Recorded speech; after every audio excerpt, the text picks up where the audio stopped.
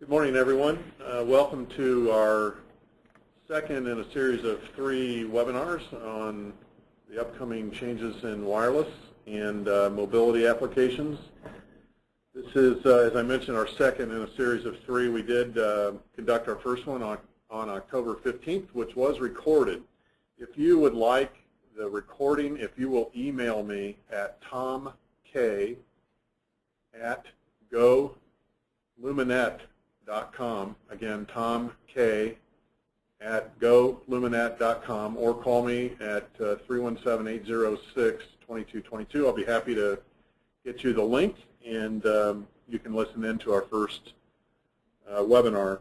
We will have our third one on November 12th. And today you'll probably begin to see invitations to that event. So please register, and we look forward to speaking with you again.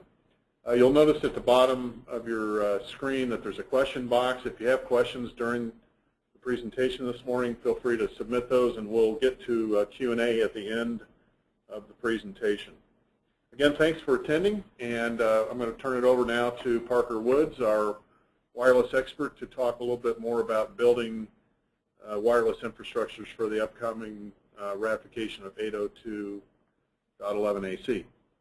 Awesome. Thanks, Tom. Good morning once again, everyone. Thanks for joining us here on part 2 of our 3-part webinar series on 802.11ac infrastructure, and a little bit more on Bring Your Own Device and different applications that may or may not help your business.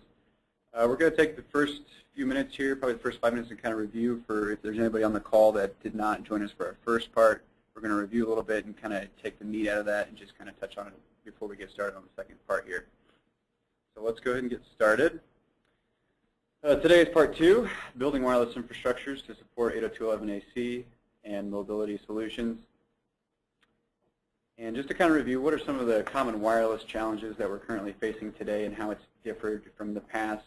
We're all seeing an explosion of bring your own devices, meaning people bringing their own personally owned devices into the workplace, and for obvious reasons. For example, people tend to be a little bit more productive when you allow them to bring their own devices in because it's customized to their needs. We're seeing an explosion of wireless traffic just because we are a mobile-addicted society. We cannot get enough bandwidth. The technology keeps changing faster than it's ever changed before, especially in the wireless world. Wi-Fi historically is a complex, and it's been very difficult to deploy and manage and actually deliver a scalable, high-performance experience. For the most part, when you talk wireless, you think about staying in hotels, on engagements, and things like that. You know, if you have a hotel that you've had a great wireless experience, please email me or Tom and let me know. Once again, I'd like to know where that is so I can stay there next time. Or if you're at a convention center, any kind of sporting event, high-density, high-capacity areas where there's just too many people with too many devices, just bringing the wireless network down. iOS 7 came out recently. I was talking with a school district up north in northern Indiana, and about 1 o'clock Eastern time when that became available, they actually ended up having to shut down their wireless infrastructure because the iOS devices that were pulling down or attempting to pull down that iOS 7 download, which was over a gig if I'm not mistaken, brought everything to a halt during the school day. And that's just a demonstration of what we're dealing with in terms of wireless capacity. And to touch a little bit again, the new requirements you need to be thinking about in wireless is you have to break away from that traditional architecture that typically doesn't scale or is very expensive. And what I mean by that is simply throwing up more access points, adding another controller somewhere in a closet, whether it's a centralized controller or you've got it distributed out with multiple controllers across different school buildings. You need to be able to add capacity, and what I mean by that is radio capacity, not just another access point you're throwing up in a room, because that actually can make it worse. And you need to be aiming to provide a wired-like experience as best as you can, because moving forward, mobility isn't something that's going to be going away anytime soon, and actually that's going to be the preferred way to be productive in whatever environment you're catering to. And when you design your wireless network, what's really difficult, of course, is you've got to plan for so many different scenarios that are out of your control, whether there's 30 people in a room, 100 people in a room, or just one person in a room. You've got to cater to all those different scenarios, and you just don't know what you're dealing with. You've got to have high availability and being able to prioritize different applications that are running on your network. And what we're going to touch a lot on today is just making sure that your infrastructure is application aware. And what I mean by that is that layer 7 deep packet inspection, where you can actually see if someone's actually using BitTorrent or they're actually using Netflix, which is sapping your precious bandwidth. For those of you that are out in rural areas where you don't have access to cheap, fast bandwidth, this is even more important. And you need to be thinking about 802.11ac in the 5+ year implementation. And 802.11ac is coming out in 2 waves. Right now we're in wave 1. You're seeing wave 1 enterprise products. And what most manufacturers do is they release their 802.11ac products, and then they'll come back with a firmware update sometime next year to have a fully standardized 802.11ac implementation, but not so much hardware changes. And stop talking about wireless coverage. Coverage is not really the issue anymore. It's more, again, about that capacity and being able to address hundreds of devices in a small area or even a large area and having the right strategy. And this is just to kind of illustrate that. Mobility is driving IT spending. Whether you're letting people bring in their own tablets or you're personally investing in tablets for your school or your company or you're issuing out tablets, those are the new thing. They're not going away anytime soon. That's why laptop sales have been cannibalized, as well as desktops for the last several years. And that trend probably isn't going to change too much. So just to recap, BYOD, it's extremely important that you have a way to handle this kind of stuff, prioritize your traffic, so that way you can reserve your WAN circuits. Again, 802.11ac will be finalized next year. We're currently in wave 1. And really the big thing about 802.11ac, which we really haven't had a chance to take advantage of yet, is the multi-user MIMO. And we can touch on that again at the end. And then, of course, the 5 GHz only deployment. Historically, with 802.11n, that started coming out in 2007, was finalized in 2009. They let us deploy that on 2.4 GHz and 5 GHz in a mixed environment, which was great. But with AC, you're only going to be able to do 5 GHz only. And the thing that you need to realize is that 5 GHz drops twice as fast through objects like walls and brick and things like that. So you're going to have more wireless infrastructure to maintain existing coverage. And the thing a lot of people don't realize is you can't just replace your access points where you've got them hanging today because of that physics requirement. You need to reevaluate where you should hang APs and not just swap them out where they lie. But also keep in mind, too, that you need something where you can have a couple 2.4 radios in every area to address any legacy devices that might walk through the door. Cat5 and Cat5e are no longer really going to help you out. They've done us well for the last 10 years or more. But AC moving forward, you really need to think about 10 gigabit Ethernet. And to do that, you need to be putting out Cat6 if you're doing new construction or renovations. And that's causing organizations to simply go all wireless and only doing Cat6 drops to their access points to have that capacity as it trickles down to your WAN provider. One thing we did want to mention for those folks that are in education, K through 12 specifically, wireless does fall under Priority 1 funding requirements for the E-rate program. So that is something to note if you're looking at trying to tackle this issue sooner rather than later. And again, what you need to know for this, I just kind of touched over this a little bit. Think about how much more you're going to need as far as hardware goes in your wireless infrastructure, just to make sure you've got that extra coverage, because 5 gigahertz is not going to propagate as far as 2.4 has historically. And again, you cannot simply swap out access points in the same locations. Have 2.4 infrastructure in place to keep the legacy devices around, because they will be around, unfortunately, for far too long than we want them to. Cat6 only, and also think about your distribution layer. If you're looking to do a switching refresh here in the next year or two, go ahead and plan on doing 10 gigabit Ethernet, especially if you're jumping from the 100 meg switches to, considering with a gigabit. I would just skip to the 10 gigabit Ethernet. It will probably be a little more pricey, but it's going to save you in the 5 to 6 year term. And the other thing, too, is make sure whatever switching you're speccing out, go ahead and plan for that extra 802.3 AT, which is PoE plus power, which is more watts per port, because as we transition into Wave 2 AC products, chances are the vendor enterprise access points are going to be extremely power hungry, but they're doing as best they can to kind of stay in that PoE standard, so that way they don't have any proprietary power or things like that that could really be a hamper on the migration process. So, it's a fair balance. The standard for AC calls for up to 8 antenna. I doubt you'll see that in too many products just because, again, the power requirements are too great and they don't want to get people away from standard PoE standards. But again, we can't hammer on this enough. This is kind of illustrating the 5 gigahertz versus the 2.4 gigahertz waveform. So as you can see, the 2.4 gigahertz waveform is a lot fatter, a lot longer, and that allows it to cut through walls and objects and trees and things like that in outdoor scenarios a lot better than 5 gigahertz, which is a more compressed waveform. And the trade-off is I can cram more zeros and ones on the 5 gigahertz waveform versus the 2.4, which is why 5 gigahertz is also more viable to address the gigabit speeds that we're trying to accomplish with 802.11ac. And in the first webinar, we talked heavily about why 2.4 gigahertz is not viable for 802.11n or anything moving forward, just because the way that the subchannels are divided up and there's channel overlap. And when we achieve high speeds in wireless, there's channel bonding that occurs, and 2.4 being divided up the way it is, it's just not viable anymore. And 5 gigahertz, they were very forward-thinking and realized this ahead of time, which is why 802.11ac, again, is only going to be offered on 5 gigahertz, and rightly so.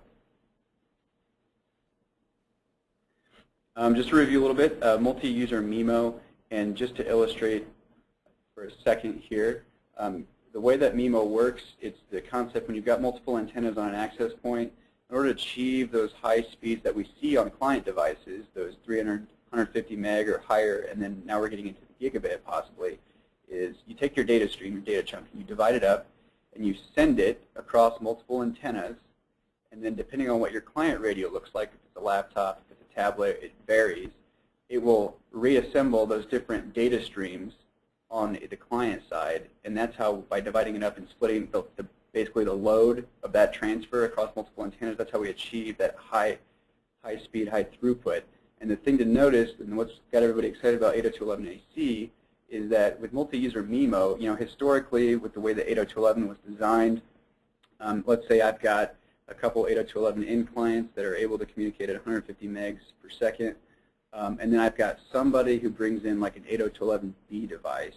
Well, the way it works is that access point is actually playing traffic cop, and only one client is communicating, sending or transmitting or receiving at one time. And we're talking, this happens, a bajillion times every microsecond, but only one client can talk at a time, and that really slows the access point performance down when it has to stop for a second, bring down the communication level, and speak with that 802.11b client. Well, now with multi-user MIMO, what we're able to do is sidestep that. So we can have simultaneous conversations with faster clients, but down there on the fourth antenna, you can see we're able to talk with maybe a client that's a legacy device, simultaneously, and we can kind of segment that off. So it's kind of like being on the interstate, and before we weren't able to get around because there wasn't an extra lane, but now we have an extra lane to pass that slower moving car. So this is kind of what all the hype and what really the meat of 802.11ac is all about, is being able to sidestep legacy clients and have simultaneous conversations at the same time. And again, it's all about channel bonding. 802.11 was 20 and 40 megahertz channel width. The larger the channel width, the more data I can cram onto that waveform. And now we're looking at 80 megahertz channel width, and then wave 2, 160 megahertz combined. That's how you're able to get large speed and throughput, and that's what 802.11 is going to deliver for us, is this larger channel widths. So really, ultimately, again, it's all about a matter of capacity.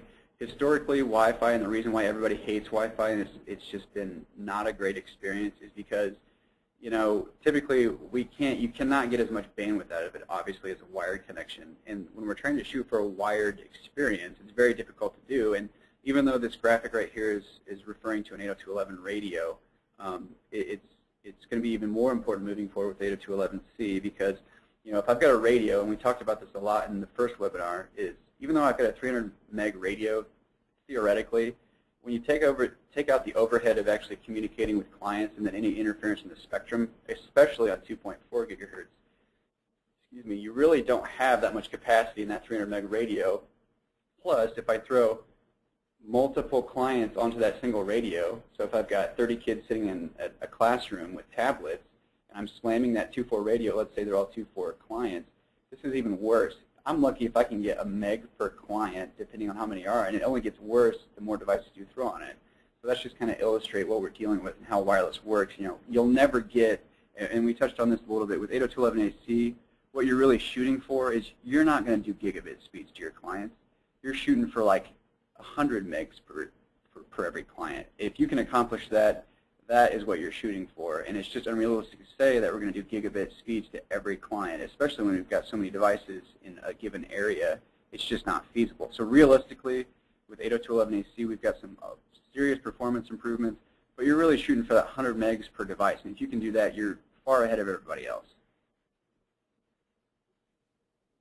So what are some, and this webinar is focused on application control, and the reason why is because with wireless kind of overtaking all these different environments, everything is starting to trickle down. You start with your access point, and you start with your physical cabling that connects up to your switching or your distribution layer, which then trickles down to your WAN circuit or your internet service provider and what kind of circuit or bandwidth you've got that you're being provided. And some folks simply don't have access to cheap Metro Ethernet or any kind of fiber-based medium. So, how do I preserve that small WAN pipe, that 3 megs if I've got a couple bonded Ts? Maybe I've got 10 bonded Ts. I hope not. Your bill is probably out the roof. But how do you decide what's more important? That Netflix application that somebody might be using, or is it our hosted exchange environment? Is it our CRM? Is it our ERP that needs to have priority? So those are the things we need to talk about. And here's some of the common objections to application control, which may or may not apply to you. I don't need to prioritize applications on my network. Quite honestly, moving forward, and this isn't just for wireless, I would say this is in general with networks, the amount of bandwidth that people are starting to demand based on what they're doing, especially as things move into the cloud, it becomes even more important. We can't keep up. We can barely keep up with the bandwidth requirements. So being able to prioritize applications moving forward into the future is super important, no matter what type of business you're in. You might be running WebSense, or you might do content filtering with like OpenDNS or something like that. That's fine, but why don't you stop it before you even have to send it to your core for that processing, or even send some DNS queries out to OpenDNS and then send it back to allow it or not. Some of you might have open traffic policies, which most people do. I'm completely with you. I look at the internet and network resources as kind of like a privilege. Until you abuse that privilege or use something wrong, I'm going to trust you, and you're going to be an adult, and you're going to use it responsibly. But there also needs to be a layer there of protection that, once again, our business functions on, getting access to our CRM or something that might be cloud hosted with Salesforce or something like that. I have to ensure that my business can run during the day, or have the ability to limit certain times of the day when I can and cannot do certain things. So anyway, think about application control and how that might fit into your organizational strategy moving forward. Once again, the problem, wireless is inevitably congested. It's a shared medium. It's not a wired medium. Here's a scenario. You've got people using Salesforce. Someone starts downloading a 200 meg file, one of the clients, if you're all sharing a wireless access point. A school, 30 laptops fire up in class. Again, the school district scenario I just talked about, when iOS 7 became available a few weeks back, brought everything to a screeching halt because everybody was trying to suck down a gig update. Hotels are notorious when everybody's online, especially since hotels, a lot of consultants stay there. They're trying to catch up on work and things like that. Airports, the ones that actually offer free Wi-Fi. The Indy airport's not that bad, I'll be honest with you. Convention centers, some of them have gotten their act together. But once again, you have to be able to think about prioritizing, and we're going to talk about a few of the tools that you can do to do that, and stop things that are stupid and don't belong or taking that precious bandwidth, like file sharing, Apple updates. Every time somebody fires up iTunes, it checks for an update, and there's probably one to Safari or something like that. Or Dropbox is another big one when somebody dumps like a gig file, and it's got to sync that up to the cloud. That's just horrible. Social media, it depends. Those are pretty low maintenance depending on if somebody's uploading video or pictures or something like that. But it just depends. If you've got a gig WAN pipe, none of this stuff probably applies to you because you've got a big enough pipe. But for those that have, again, don't have access to cheap bandwidth, this is really important. So we did a little bit of research ourselves and kind of looked at the different wireless vendors, and Most of them have some sort of deep packet inspection or layer 7 inspection, and those are Aerohive, Aruba, Cisco, Meraki, and Xeris is kind of a niche player. We've gotten to know them fairly well, and we're going to focus on Xeris here after this in a minute, because we find that their approach to wireless is a little bit different than everybody else. But for the most part, every one of those vendors that are listed there, in order to do the deep packet inspection, layer 7 stuff, you've got to have their special switching, their special routing, which can get really, really expensive. And the reason why we thought Xeris was extremely interesting is because they actually filter everything on the radio edge. So in all of their arrays, they call them, everybody calls them an access point. Xeris actually calls them an array, because what they actually do is they have a 360-degree access point, if you can imagine. And they have slots that are PCI Express cards, and their radios are actually PCI Express cards. And depending on what your bandwidth requirements are for your clients, that dictates how many radios you put into what they call their array, or their array chassis. So Xeris calls them arrays, and it's because they're able to pack more wireless radios into those chassis. And each of those arrays, they have a lot more powerful processors, and they actually do deep packet inspection on the radio edge, which is different from everybody else out there. All the other competition still has, everything's purely layer 2, everything's piped back to your controller sitting in your closet, and then the processing is done on your controller. Now, Cisco bought Meraki let's see, it's been about a year ago, purely for their easy management tools and their cloud controller stuff. But now Cisco's pushing their big unified access layer, where they're basically pushing the controller function out to the network edge on their switching. So now the new thing is with Cisco is your wireless controller is a new service that runs on your switching on the edge, and they're trying to get away from that central failure controller model, as you will probably see a lot of other people do later this year or over the next couple of years. So anyway, back to Xeris. They approach wireless as kind of a math equation. They ask, how much bandwidth or how much speed you want to provide to every client. You might say 5 to 10 megs per client, which is good for being able to deliver good HD streams. And then that dictates how many radios or what kind of arrays you're going to need. And the beauty thing about that we thought was interesting is because having such a modular design in their system, they've got 802.11ac radios that are ready now. You could actually have 5 gigahertz radios. You could have some 2.4 radios in your chassis, and then you can throw in a couple 802.11ac radios in there. So you have some scalability and some flexibility in not having to replace your entire access point. They're just PCI Express cards, so you can mix and match. It's kind of an interesting approach, but their deep packet solution, and it's just a software feature that has to be bought as a part of their licensing. It's called Xeris Application Controller, AppCon, and it's bundled with XMS Cloud. So they do have cloud management features, but also the application control, which plugs into your cloud dashboard, which is fairly slick. And you don't have to have a cloud controller with the Xeris solution, since each of those arrays act independently. Even if you had a controller and it went down, each array can function independently. So that's another thing that was very interesting to us. And their AppCon, they're able to recognize 1,000 different applications according to their website.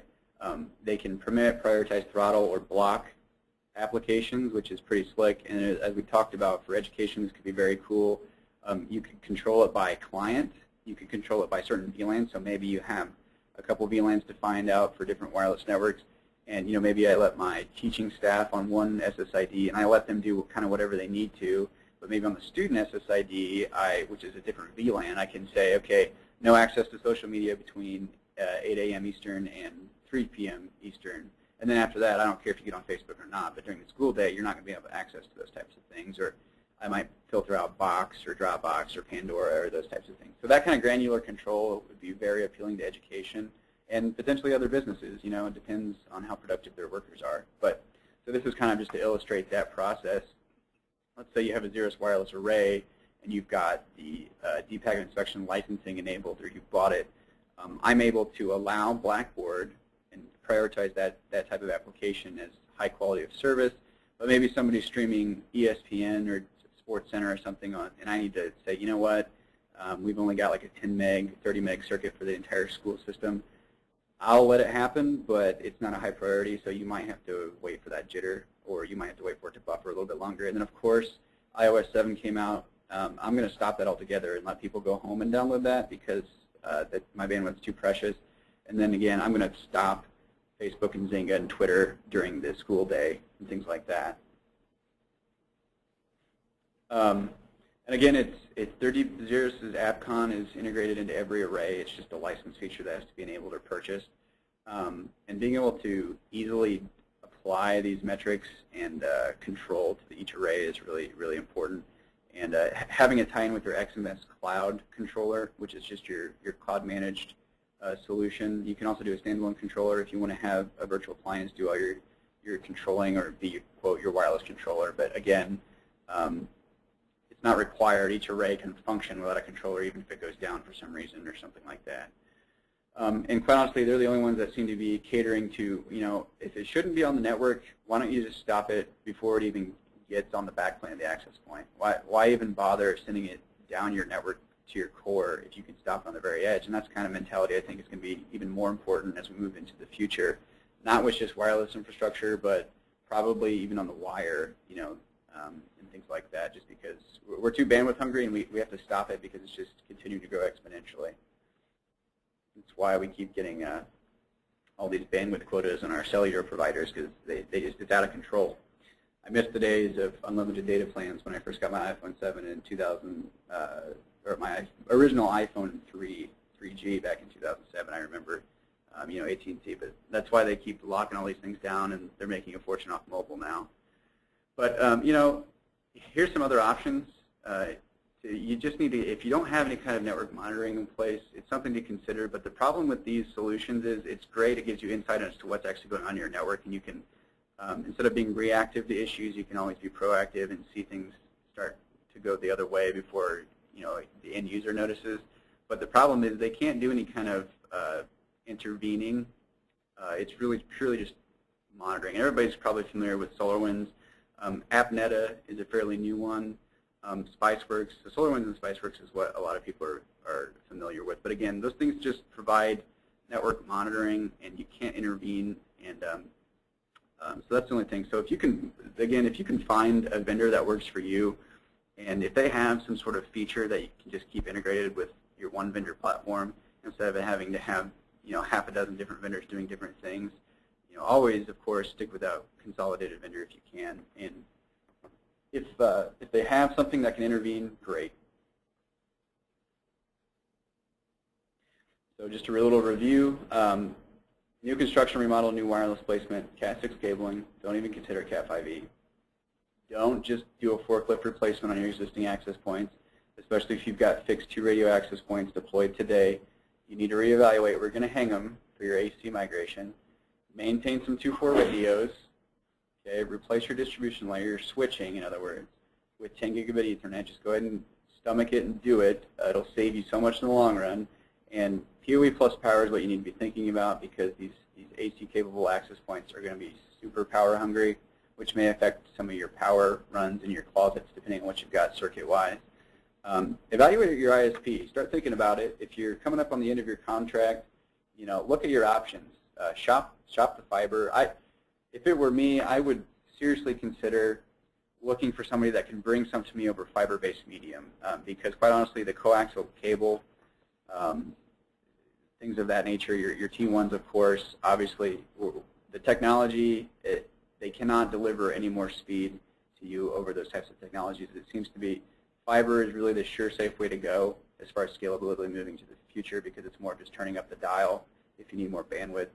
So, you might have to, if you're searching for internet service providers, if you're in the Indianapolis area, Indiana Fiber is a great solution. They're local to Indiana. Lightbound has got some great fiber options. Of course, you can go shop this big stuff with CenturyLink and AT&T. It's just whether or not you want to deal with their support, quite honestly. But your build-out cost initially for getting a fiber-based internet pipe, it might be somewhat expensive, but over time, once you become what they consider on net after your first deal or agreement, if it's a 3 to 5 year agreement, your price significantly drops, and you'll be glad you did 10 years from now when you need an extra 100 meg. And again, all they have to do is turn up the dial. And if you're out in the rural area and you're just dealing with bonded Ts, look for wireless ISPs. There's a lot of WISPs out there. Some of them are better than others, of course. Some of them do have 5 gigahertz options. 802.11ad is kind of like a a Bluetooth replacement in a sense. There are some Ubiquiti does some great outdoor stuff, point-to-point links, and they have a product called AirFiber, which can actually do 1.5 gig, and I believe it's over 60 gigahertz. So the only downside to that is, you need a clear line of sight. You need lots of height if you're out in the rural area. But if that's your only option, there's no reason why you shouldn't consider it, because the old telco stuff with T1s, if that's all you can get, it's not going to do you any good. So at this time, we're going to go ahead. If you've got any questions, please go to your toolbar there in the lower right-hand corner. There's the questions box. I don't think we have any quite yet, so go ahead if you would. Punch some questions in. Love to hear from you. Love to answer any questions that you might have, specifically about 802.11ac or application control, or any of the vendors. I'll fill any questions from vendors. We did quite a bit of research on each of the ones and the different product offerings. But I think the thing to keep in mind with there's a lot of noise right now in the wireless market, and a lot of the IT services with this is the way to go. But quite honestly, you just won't know what's going to happen until you see the Wave 2 products, or they finalize that. Okay, looks like we've got a question here.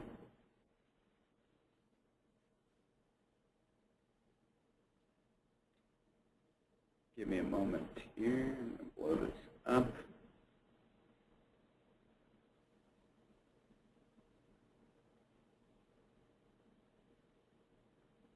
Yes, the first question is, did I hear you correctly at the start that Wi-Fi is E-rate priority 1? Yes, in the research that we did online, we went out to I believe it's the government website, and we can send that link out for the actual metrics that they define as acceptable for priority 1 funding, and wireless is listed in there. Now, I would have to imagine maybe they intended for wireless ISPs, because obviously bandwidth or any kind of internet service provider is going to be in priority 1 funding.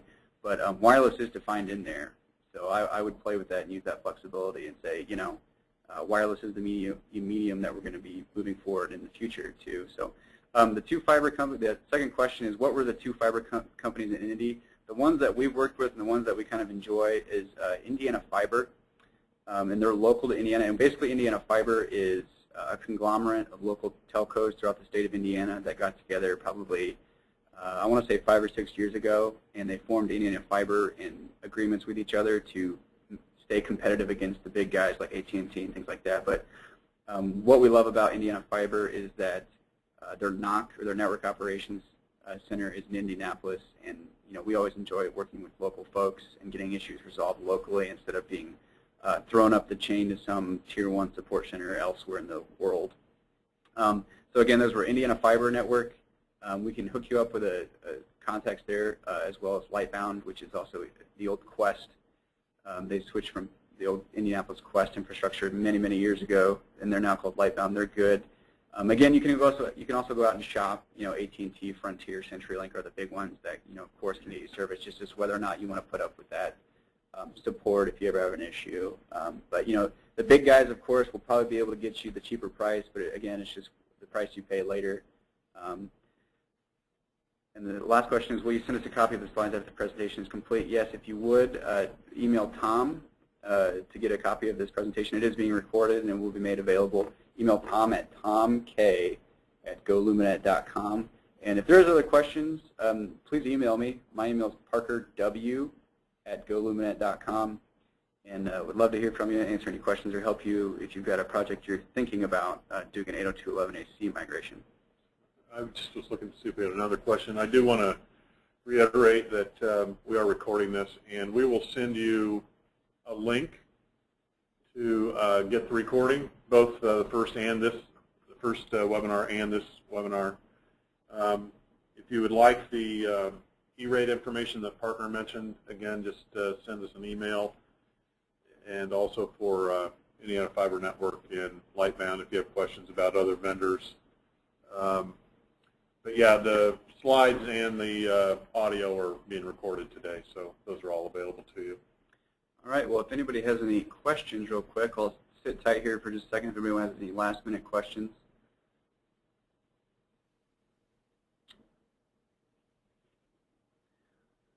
I don't see any activity. So at that, thanks for your time this morning.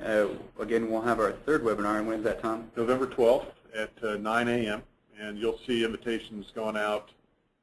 I think they go out today, the first set. So look for those in your email. And again, thanks for joining us. We appreciate the opportunity to help. And if there's anything we can do to help you with your wireless planning as you go forward, by all means, feel free to copy it or call us or email us either way. Thanks again. Have a good one.